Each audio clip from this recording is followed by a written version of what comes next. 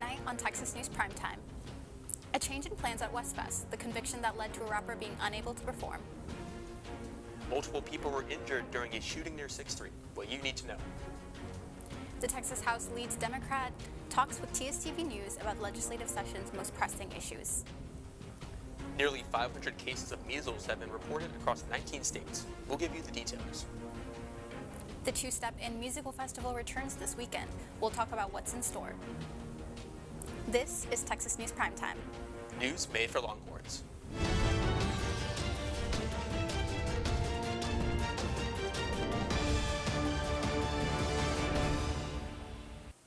Good evening for Monday, March 31st. I'm Raiyan Shaik.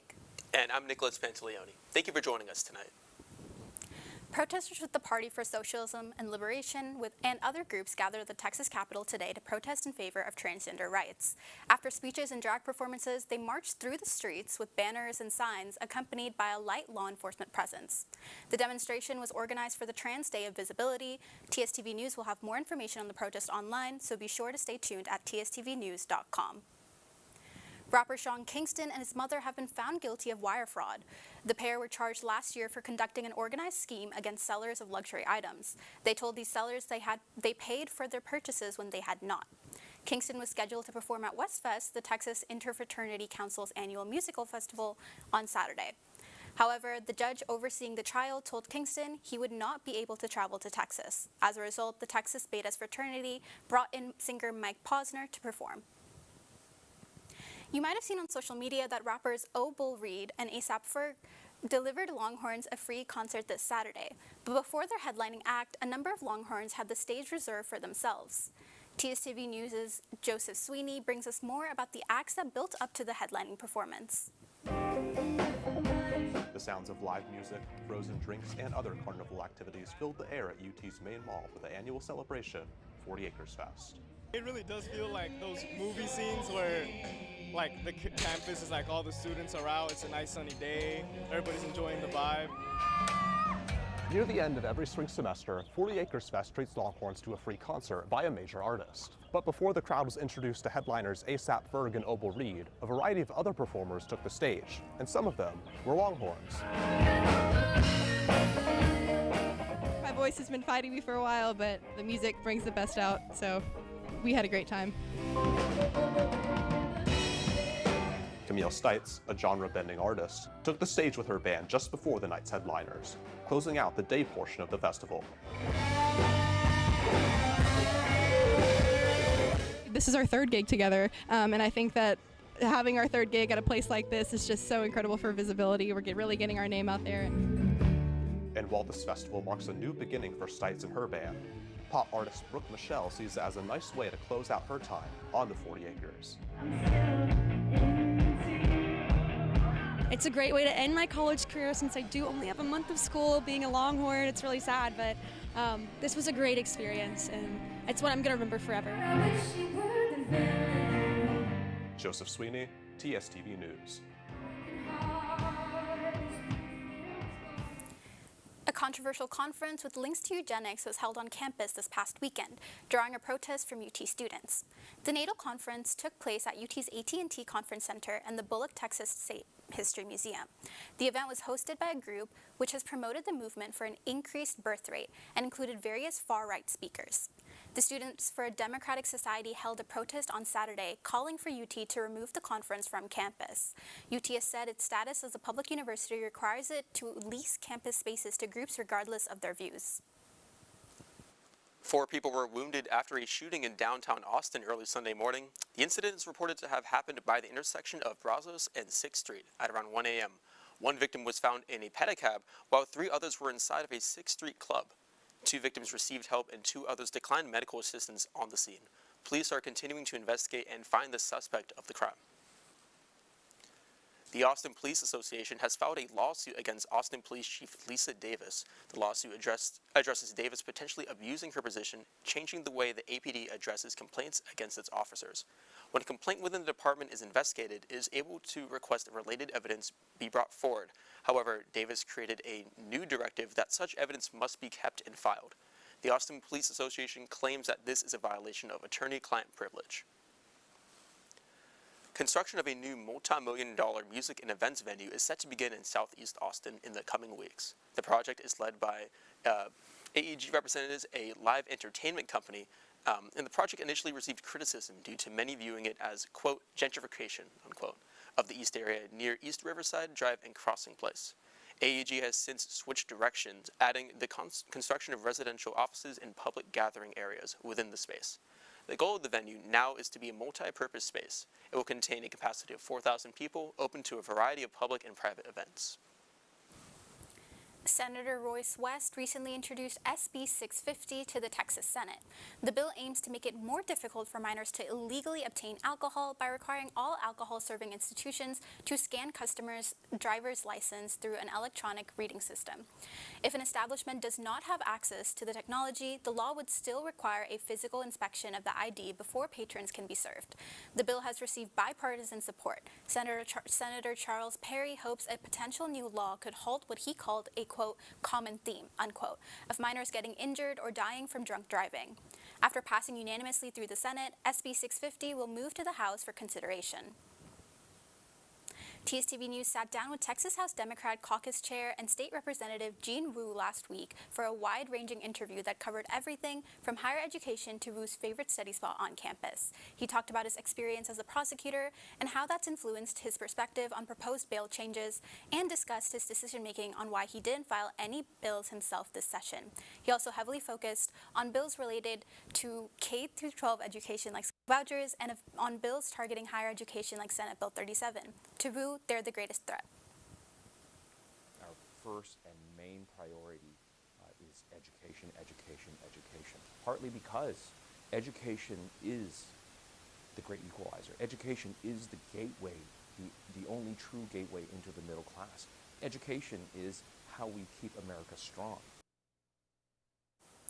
Though the Democrats are in the minority in both chambers, Wu still thinks there's a chance to slow the progress of some of the bills in question. You can read all about the interview later this week at tstvnews.com. Well, measles cases are rising following an outbreak in West Texas and has grown to 400 cases, with 73 being reported within a span of 3 days. Most infected individuals are unvaccinated or their vaccination status remains unknown. According to the Texas Department of State Health Services, children and teens between 5 and 17 have made up the majority of those infected, and so far at least 41 individuals have been hospitalized. The CDC has recorded 483 measles cases in at least 19 states this year. A 7.7 magnitude earthquake hit Southeast Asia on Friday. The epicenter of the quake was in central Myanmar, and the shocks were felt even in neighboring Thailand. Search and rescue efforts are still in progress. The American Embassy in Myanmar announced the U.S. would provide $2 million in aid. The death toll from the earthquakes is over 2,000 people, with nearly 4,000 more injured, according to the Myanmar military. When we come back, a UT senior performed in Ballet Austin's production this past weekend. We'll hear from her next.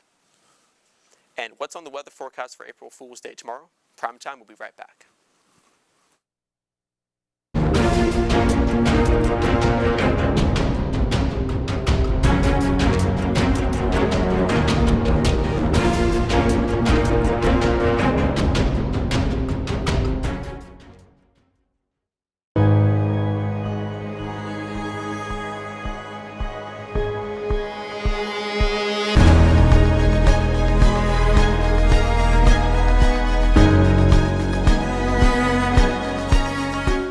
Thirteen of the 48 club sports offered by the university now require students to submit proof of sex assigned at birth. I know deep down they would probably want to stay with the university. No way in hell anybody's going to tell my daughters what to do with their bodies. This state is one of the worst in child education.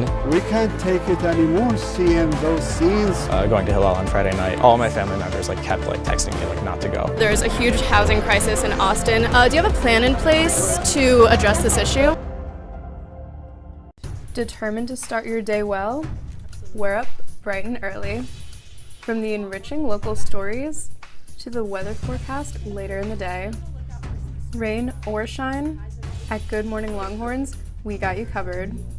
Comprised of a studious reporting staff going lengths to get that scoop, and a talented technical team to enhance your screen visually. As a fellow Longhorn, your mornings are better with us. So start your day the Vivo way. Good morning, Longhorns. Wednesdays at 7 a.m. Central Time on TSTV.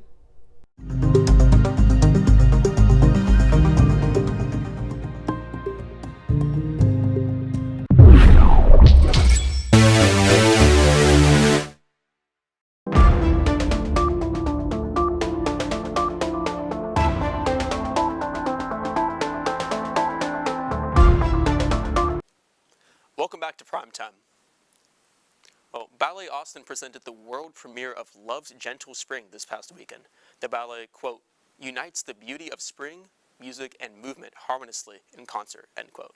Texas News Primetime executive producer Hope Vanderberg talked with Alexandra Owens, a dancer in the show and a senior here at UT, about how she balances ballet with school and how UT students can get involved with ballet in Austin. Let's take a look. It was a lot of late nights, early mornings, doing homework between rehearsals, you know, communicating with the professors, being like, hey, I have a show, I can't come to class. And they're like, what? But most of them think it's so cool and have been so supportive. I've been able to invite like some of the orgs I'm in to come to shows, especially like the Nutcracker is always a really big hit for everyone. I know Ballet Austin has the $20 student rush tickets, so that's an awesome way that students can get to come to the show. If you missed Love's Gentle Spring, you can catch Ballet Austin's final show of the season, Romeo and Juliet, which will run from May 9th through the 11th. Campus Events and Entertainment is bringing into springtime with their Taste of Tea event. Come to the WCP Ballroom this Wednesday from 5 to 8 p.m. for an evening of tea sampling, snacks, and a chance to win prizes. Be sure to dress in your floral best as you unwind with this cozy event. Admission is free with your UT ID. Artists Maris and Maud Latour performed in Austin Friday as part of the Sugar Water National Tour. TSTV News' Angela Santos brings us more about the event and thoughts from some audience members. Austin welcomed opener Maris as part of Maud Latour's The Sugar Water Tour. The pop artist took to the stage using their costumes and makeup as a form of self-expression.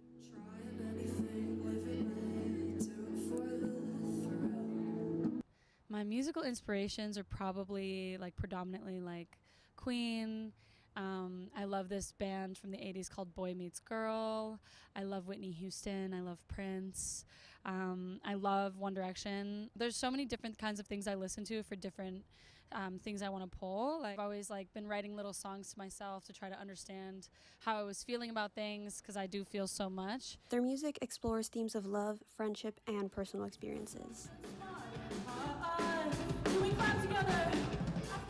I just put out a song called Give Me a Sign, featuring my friend Caroline Kingsbury. I was kind of in this predicament with a really beautiful woman, but I was too scared to make the first move. Audience members connected with their music and felt the concert provided an inclusive space.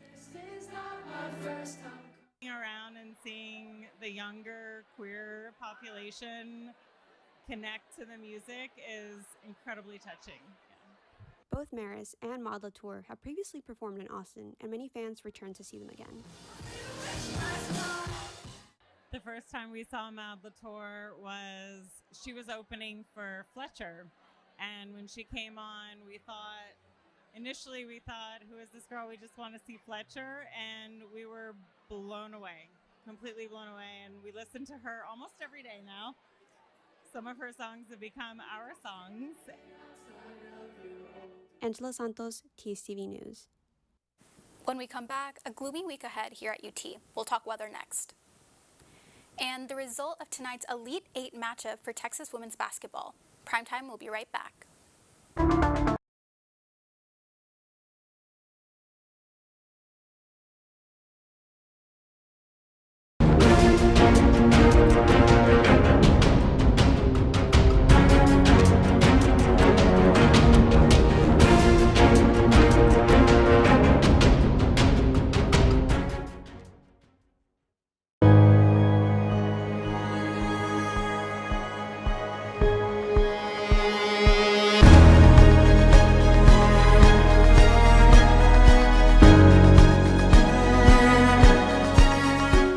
13 of the 48 club sports offered by the university now require students to submit proof of sex assigned at birth. I know deep down they would probably want to stay with the university. No way in hell anybody's going to tell my daughters what to do with their bodies. This state is one of the worst in child education. We can't take it anymore seeing those scenes. Going to Hillel on Friday night, all my family members kept texting me not to go. There's a huge housing crisis in Austin. Do you have a plan in place to address this issue?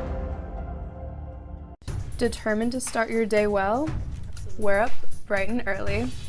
From the enriching local stories to the weather forecast later in the day. Rain or shine, at Good Morning Longhorns, we got you covered. Comprised of a studious reporting staff going lengths to get that scoop, and a talented technical team to enhance your screen visually. As a fellow Longhorn, your mornings are better with us. So start your day the Vivo way. Good Morning Longhorns, Wednesdays at 7 a.m. Central Time on TSTV.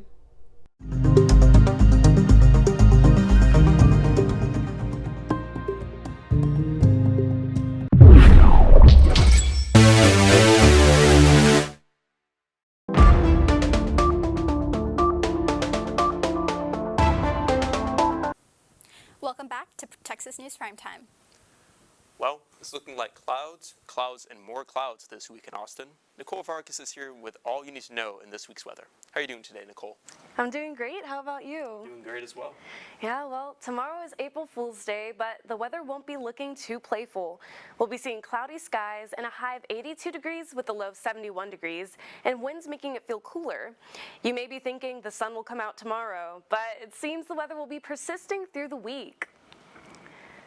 Get ready for those April showers with scattered thunderstorms on Wednesday morning and a high of 80 degrees with a low of 70. Thursday is going to be cloudy with a high of 83 and a low of 70.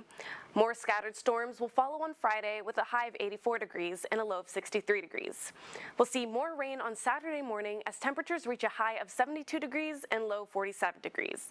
Sunday's going to be cooling down with a high of 65 degrees and a low 44 degrees, and we'll finally see some partly cloudy skies on Monday as the high reaches 70 and the low hits 47 degrees. That wraps up your weather forecast for this week. Back to you, Nick. Well, thanks, Nicole, for keeping us up to date on the weather in Austin. And when we come back, Texas softball takes a win on the road this past weekend. And Morgan Wallen's abrupt exit from the SNL stage. Primetime, we'll be right back.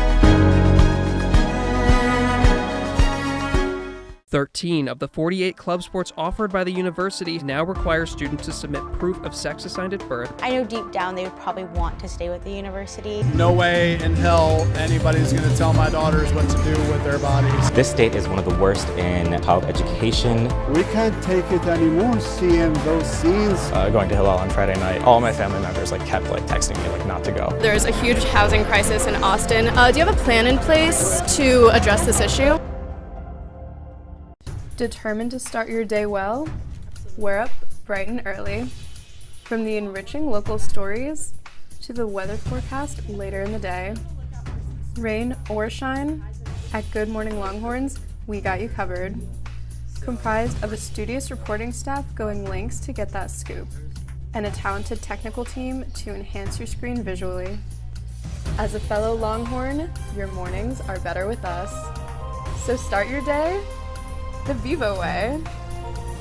Good Morning Longhorns, Wednesdays at 7 a.m. Central Time on TSTV.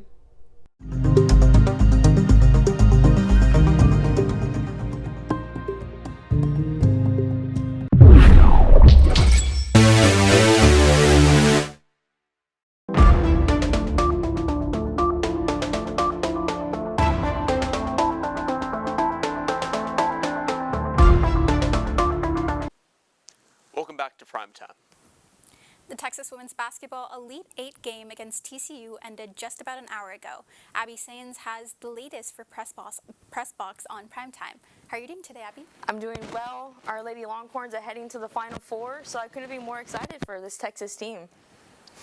Well, Texas women's basketball is on their road to the national championship. How did the Horns play during their Sweet 16 game against the Tennessee Vols? And what can we expect against their Elite 8 opponent, TCU? Yeah, absolutely. So Texas women's basketball delivered yet another outstanding performance in March Madness, securing their spot in the Elite 8. Although the Longhorns did play TCU this evening, let's take a moment to reflect on how the Longhorns earned their way to this stage. Texas traveled to Birmingham, Alabama to face the number 5 ranked Tennessee Vols on Saturday. Madison Booker proved why she was named SEC Player of the Year, finishing off the game with 17 points, 6 rebounds, 3 assists, 1 steal, and 1 block. Booker and Jordan Lee combined for 30 points, while Taylor Jones added 12 points and 8 rebounds. And let's not forget about Brianna Preston sinking 12 points to help advance the Longhorns. Texas and Tennessee entered the fourth quarter with the tied score 50-50, but the Longhorns defense put pressure on the Lady Vols, leading to 9 turnovers during the fourth quarter. As a result, Tennessee was unable to mount a comeback, and the Longhorns secured the win 59-67, clinching yet another Elite 8 appearance. Texas head coach Vic Schaefer has now guided 4 out of his 5 season teams here at Texas to an Elite 8. Here's what he had to say. I think first on my mind, I couldn't be more proud of a group of kids. These young ladies have been, they just tied the school record for most wins in the history of the University of Texas women's basketball with 34. We're going to give God the glory for number 34. Now on to the good news. Texas played TCU this evening and beat the Horned Frogs, punching their spot in the Final Four with a score of 58-47. Texas now faces the South Carolina Gamecocks this Friday, with the time to be determined. Texas softball traveled to Starkville this past weekend. How did they do? Absolutely. This past weekend, the number 1 ranked Texas softball secured a road victory against Mississippi State. After an unexpected opening loss to the Bulldogs, the Longhorns sought to claim the series in the Sunday finale. There were concerns about potential bad weather in Starkville. As a result, both teams agreed to play a doubleheader on Friday, followed by the final game on Sunday. In Game 1 of the doubleheader, Texas's starting pitcher, Tegan Caven, showed off her skills, but the offensive struggled early on. Trailing 2-0 in the 6th inning, the Longhorns finally broke through, scoring 3 runs in the top of the 6th to take a 3-2 lead. Following a surprise defeat in Game 1, Texas regrouped during Game 2. Although down 3 in the 3rd inning, Texas bounced back, defeating the Bulldogs 7-3. With everything on the line for Game 3, Texas showed up and showed out. The Longhorns were up early on within the game and extended their lead with 4 runs in the 5th. With the Bulldogs not able to score for 4 innings, the Longhorns won 7-3, clinching this series. Well, Texas baseball just wrapped up another series and now plays number 2 ranked Georgia this weekend. How did the Longhorns play, and what can they prepare for when facing the Bulldogs? Number 7 Texas baseball traveled to Columbia, Missouri to face a 9-17 Missouri team. The Longhorns have been dominant on the field the last 6 games. I think it's safe to say that their 2 losses in a row to UTSA and LSU did not shift their focus. When at the plate, Texas's hit numbers have been in double digits 5 games in a row. Sophomore Ethan Mendoza leads the team with an overall season batting percentage of 39.2%. During the series against Missouri, sophomore Will Gasparino was not shy about hitting those balls out of the park. During Game 1, Gasparino hit 2 homers to left and center field during the 4th and 5th inning, and he didn't stop there. During Game 2, Gasparino hit 2 more home runs, bringing his total for the series to 4. Texas went on to sweep the series after defeating the Tigers in Game 3 with a score of 7-1. Looking at this weekend, the Longhorns will need to stop Georgia's numbers in hitting batting percentages and be able to continue their coverage throughout the field. With both teams similar in stats, it's going to be a good series to watch this weekend. Thanks, Abby, for keeping us up to date on all things sports. When we come back, what you can expect from a country musical festival coming to the Austin area this weekend. and Beyoncé losing out on award nominations for a country album. Primetime will be right back.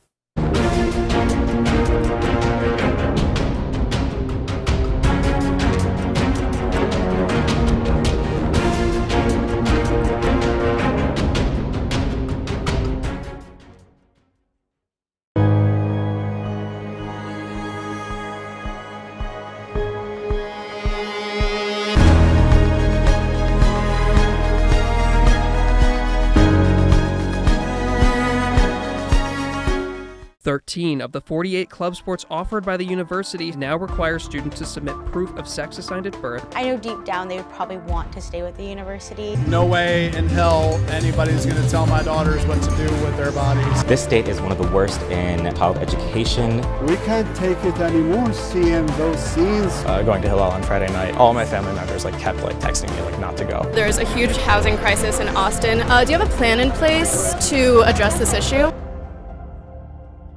Determined to start your day well? We're up bright and early. From the enriching local stories to the weather forecast later in the day. Rain or shine, at Good Morning Longhorns, we got you covered. Comprised of a studious reporting staff going lengths to get that scoop, and a talented technical team to enhance your screen visually. As a fellow Longhorn, your mornings are better with us. So start your day the Vivo way. Good Morning Longhorns, Wednesdays at 7 a.m. Central Time on TSTV.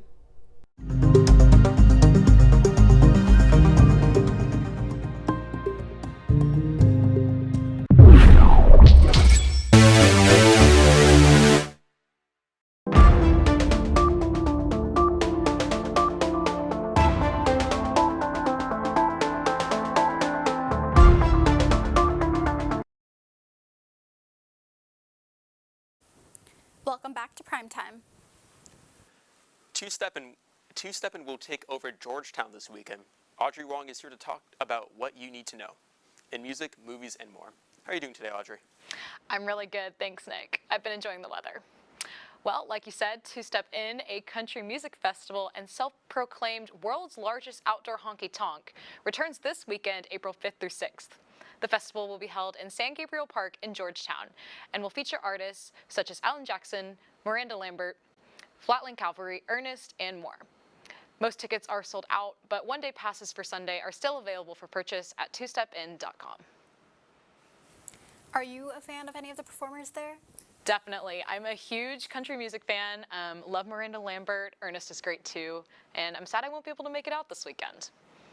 The 2025 Academy of Country Music Award nominations were announced this Thursday, March 27th, and artist Beyoncé's name is not on the list of nominees.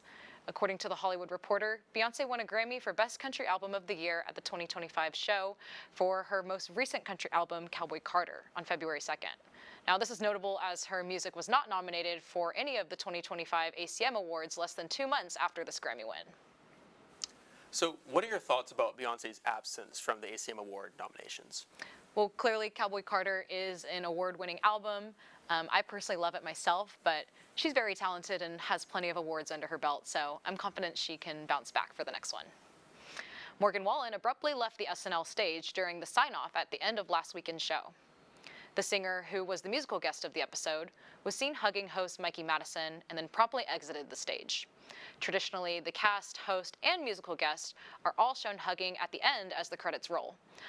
On Sunday, Morgan Wallen posted a photo on a plane on his Instagram with the caption, quote, "Get me to God's country," end quote. Fans on social media note that the behavior was strange and are wondering whether Morgan Wallen will be invited back to the show. Wallen previously performed at SNL in December 2020 after a 2-month delay. His 2020 performance was postponed because of his violation of COVID quarantine restrictions. So what do you make of this whole incident? I'm personally a fan of Morgan Wallen, but it seems him and SNL kind of have a rocky history. I just hope that it was an honest mistake and every action was taken in good faith. That's your Monday briefing. I'm Raiyan Shaik. And I'm Nicholas Pantaleoni. From all of us at TSTV News, thank you for watching. Now go out and change your world.